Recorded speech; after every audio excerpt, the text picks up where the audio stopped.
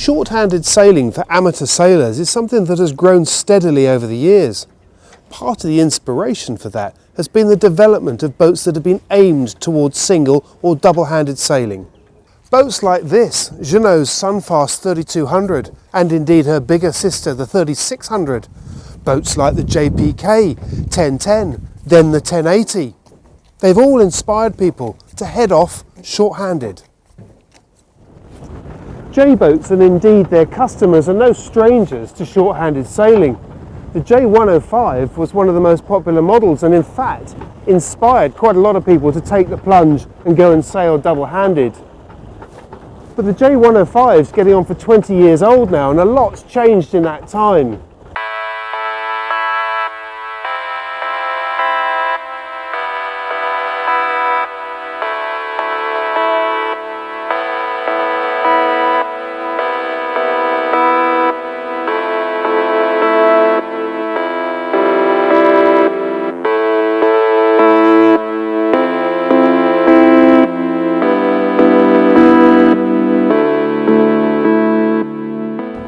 The J111 was a very good starting point for a short-handed boat, but they've made some key differences. So what are they? Well, the most obvious is the 11S has a tiller instead of the wheel that used to run straight across the middle of the cockpit. It's got twin rudders as well, but it's also got more ballast in the keel and a slightly shorter rig.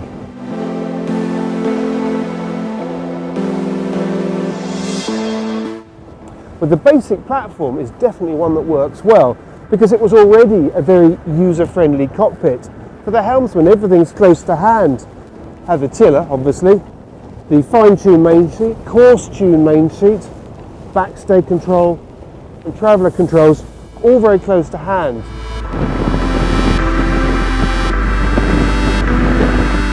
Tacking is a relatively straightforward thing thanks to the fact that everything's pretty close to hand.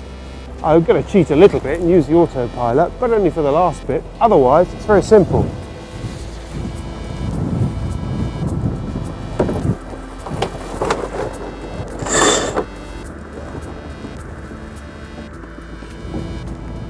It really isn't any more difficult than that. Helped by the autopilot because you can go forward and trim on the headsail, but that's it. But thanks to a smaller headsail and the control lines being that close to hand, it's pretty easy.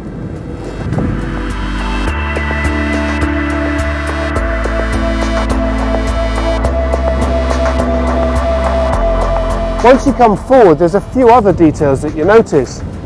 The little bowsprit addition on this boat is an optional extra and designed to take code zeros or asymmetric sails.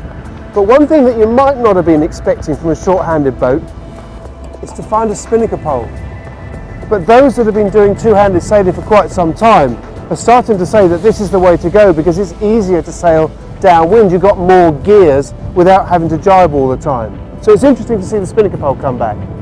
The other change is that the headsail on the 11S is actually a little bit smaller than it is on the 111, and that just makes it easier to handle, and to be honest, you barely notice the difference in performance.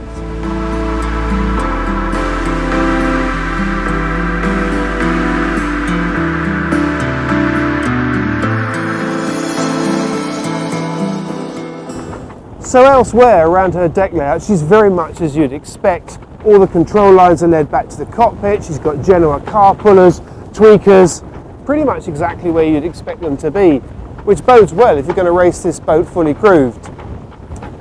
But are there any drawbacks? Well, not many that I can find. I guess the only one that you'd really notice if you were going to do some close quarters racing with a full crew is that with the twin rudders, she's not quite as nimble as the single rudder version. Her turning circle is a little bit bigger and she's a little bit slower to go through. But that's about it.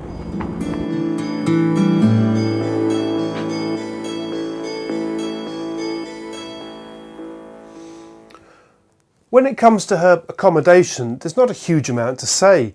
She's got a nice modest galley on the port side and she's got a decent sized navigation station on the starboard side with a proper chart table.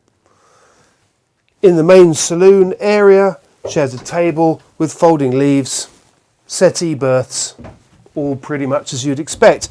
But up here in the forward cabin, there's a heads and a sink, and places to stow sails when you're not sailing. So the J11S is clearly aimed at competing against the Jeanneau, the JPK and others. But who's going to win out in the end? Well, it's a bit early to tell. But what we can figure out is that there's no lack of enthusiasm for shorthanded sailing.